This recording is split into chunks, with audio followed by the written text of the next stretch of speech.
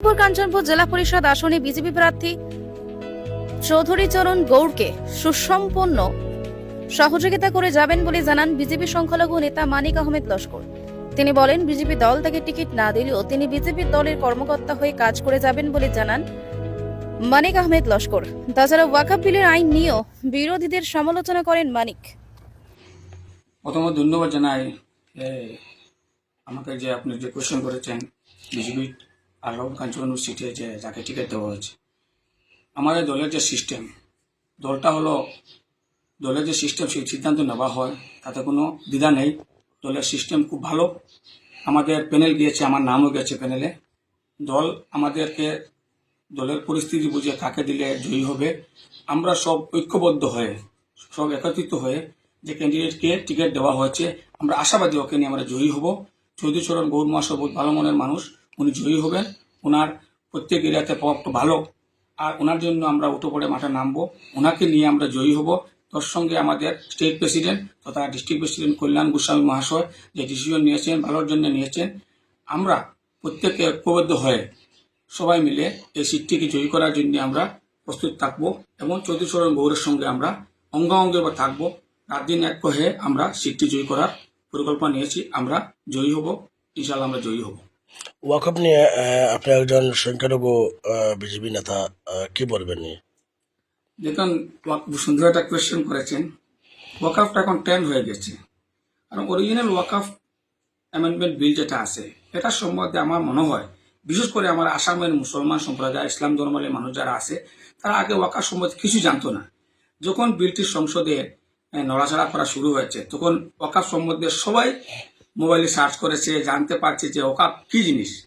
তবে জানার মধ্যে আমাদের বিরোধী দল সবসময় আমাদের মুসলিম ইসলাম ধর্মের মানুষকে সবসময় ডর ভয় ভিত্তি দেখিয়ে যায়।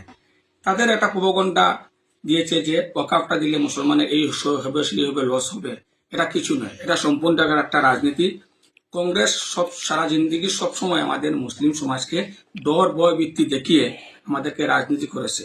তবে একটা কথা, ওয়াকফের যে সম্পত্তি 9.4 একর ল্যান্ড, এটা আমাদের প্রপার্টি, যেটা ভারতবর্ষের রেলওয়ে ডিপার্টমেন্ট রেলওয়ে প্রপার্টির পরে সেকেন্ড লার্জেস্ট প্রপার্টি ভারতের। কিন্তু দুঃখের বিষয়, এই প্রপার্টি থাকা সত্ত্বেও যদি এই প্রপার্টিতে প্রপার ওয়েতে ডিস্ট্রিবিউট করা হতো, আমাদের ভারতবর্ষের ইসলাম ধর্মের মানুষ কেউ ইকোনমিক দিক থেকে গরিব থাকতো না, সবাই কোনো কমিনা থাকতো না। আমার মনে হয় ভারতবর্ষের ব্রিটিশ যেমন ইউনাইটেড স্টেট অফ আমেরিকা তথা ইংল্যান্ডের মতো দেশের নাগরিক যেরকম অর্থনৈতিক দিক উন্নত, সেই রকম আমাদের ভারতের মুসলমান উন্নত হতো।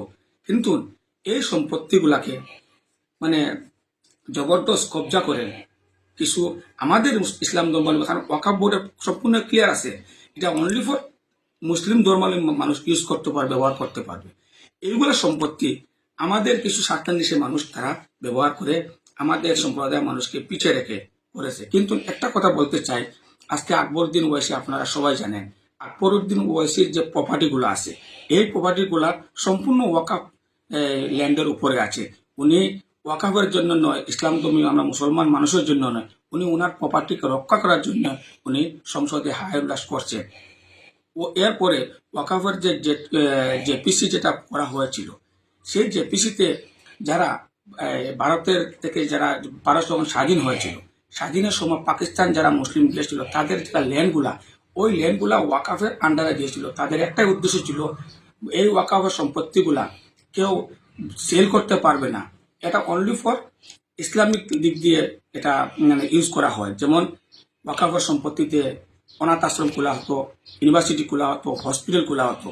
আমি ওয়াকফের সম্বন্ধে আমি বলছি না যে ওরা, আমি পক্ষেও না বিপক্ষ না, আমি একটাই জিনিস বলতে চাই যে ওয়াকফের যে সম্পত্তি যেগুলো আছে, একটা যে প্রমাণ দিতে পারে, ওয়াকফ কমিটি প্রমাণ দিতে পারে, একটা হসপিটাল বানিয়েছে, একটা অনাথ আশ্রম বানিয়েছে, ওয়াকফের সম্পত্তিটা দিয়ে ইসলাম ধর্ম নিয়ে কিছু একটা করেছে, আমি সবের সঙ্গে আমি ওয়াকফ বোর্ডের জন্য আমি অনশন ধর্ম করে বসে যাব। তা আমি দৃঢ় বিশ্বাস এটা কোনো প্রমাণ দিতে পারবেন না।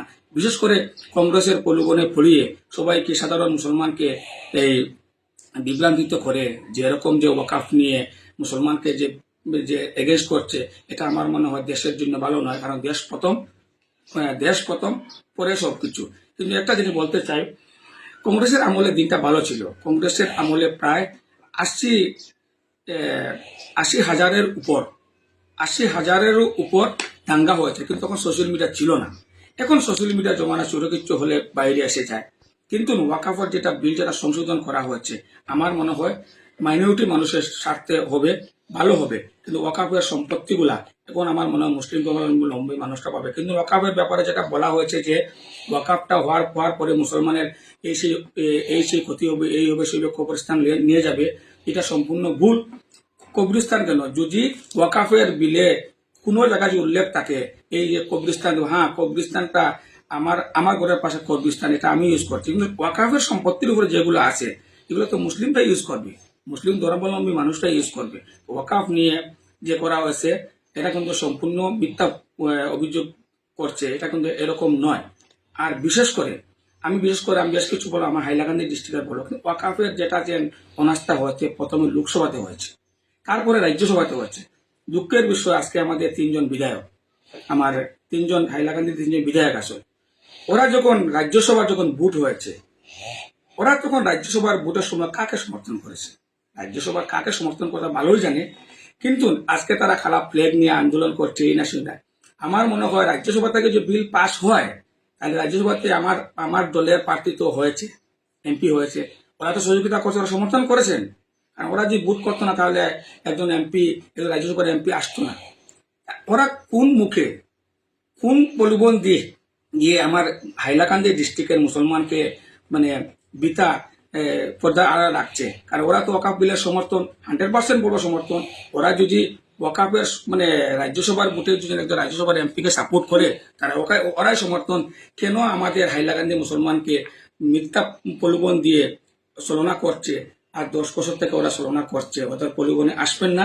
আপনারা দেখেন, যদি ওয়াকাফের যদি কোনো মুসলিম ধর্ম মানে উপরে কোনো অত্যাচার আসে, আমি আপনাদের সঙ্গে, বিশেষ করে আমি একজন মুসলিম হিসাবে, আমি কোনো রাজনীতি হিসাবে নয়, মুসলমান হিসাবে আমি আপনাদের সঙ্গে হাত মিলে আপনাদের সঙ্গে থাকবো। এটা ভুল ধারণা, আপনারা থাকবেন না। আপনারা চিন্তা করে দেখবেন, প্রায় সেন্ট্রালে মানে 15 বছর সরকার চলছে, সাম্প্রদায়িক দাঙ্গা কয়টা হয়েছে? আসামে সাম্প্রদায়িক দাঙ্গা কয়টা হয়েছে? কিন্তু কংগ্রেসের আমলে হাজার হাজার সাম্প্রদায়িক দাঙ্গা হয়েছে। আপনারা দেখেন, বর্তমানে যে সরকারের যে মানে সিস্টেম আছে, আমার মনে হয় সবচেয়ে বেশি গেইনার হয়েছেন আমাদের ইসলাম ধর্মাবলম্বী মানুষ। আজকে অরুণোদয় দেখেন, আজকে বিভিন্ন প্রকল্প, আপনি সরকারি গভর্নমেন্ট চাকরিতে দেখেন কোনো যার মানে ঘুষপিক্তি নেই। বেশিরভাগ মানে সরকারি চাকরিতে আমাদের যে সম্প্রদায়ের মানুষ আছে, আমার মনে হয় প্রায় 90% মানুষ আমরা সাকসেস। কেন আমরা বিরোধিতা করব? আমরা দেশ প্রথম, বা পরে সবকিছু। দেশকে যারা ভালোবাসবে তারা দেশের জন্য লড়বে। আর এটা তো পার্সোনাল মানে সিদ্ধান্ত নেওয়া হয়নি, এটা তো পেন্ডিং আছে। এটা অলরেডি সংসদে গিয়েছে, রাজ্যসভাতে গেছে। তবে রাজ্যসভাতে আমাদের এমএলএরা সহযোগিতা করেছেন, রাজ্যসভাতে ভোট দিয়েছেন, ভোট দেওয়ার জন্য একজন এমপি গিয়েছেন। তাদেরকে ঘৃণা লাগে, তাদের মতো মানুষ কালা ফ্ল্যাগ নিয়ে আন্দোলন করছে। তাদের শরম থাকা দরকার, লাশ থাকা দরকার।